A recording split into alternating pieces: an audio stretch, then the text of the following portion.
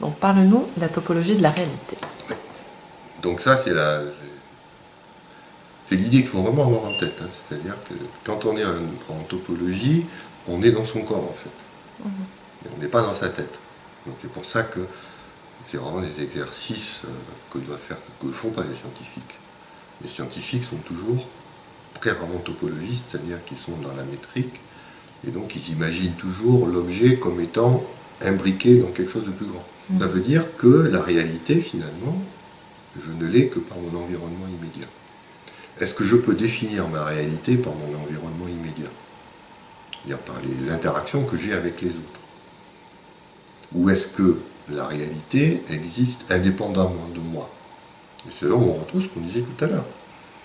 La physique quantique, c'est-à-dire qu'on voit que c'est lié. Hein.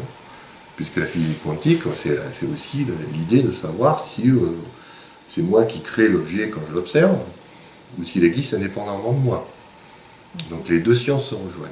La logique, c'est de dire, il y a des objets qui existent indépendamment de moi, mais ces objets sont vides. C'est des vacuités. C'est-à-dire qu'en eux-mêmes, là j'ai mis 3 bougies, j'aurais la même réalité si je mettais 3 boules rouges. On se fout que ce soit des boules rouges, que ce soit des bougies. La réalité est dans le fait, dans le chiffre 3, j'ai mis 3 objets. Quelles sont les relations entre ces 3 objets? Si tu es capable de donner la relation entre les 3 objets, tu vas créer une réalité.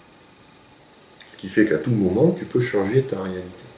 C'est l'idée que tu habites, tu imprègnes les objets de toi. En fait. Et donc tout l'art de la topologie, c'est d'aller par-delà l'apparence des choses, chercher quels sont les points importants, les nœuds de relation entre les choses, parce que c'est ça qui va faire que tu vas percevoir une réalité.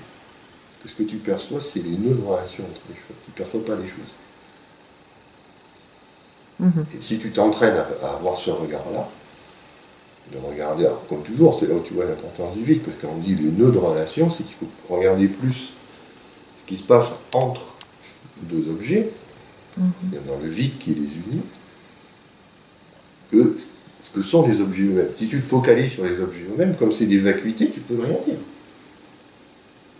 Tu ne peux dire quelque chose du monde, de la réalité, que si tu regardes, est-ce que ces deux objets sont en interaction ou pas?